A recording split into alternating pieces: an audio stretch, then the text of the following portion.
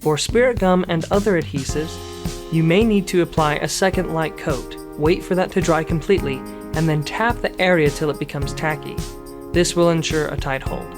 I found this to be especially true with spirit gum. If you put on a first layer, let it dry, second layer, a light layer, tap it, you're good as gold. For mustaches, I find that it is best to have the mustache cover most of the upper lip rather than sit right up under the nose, if you must make a choice. It looks more natural when it covers the upper lip.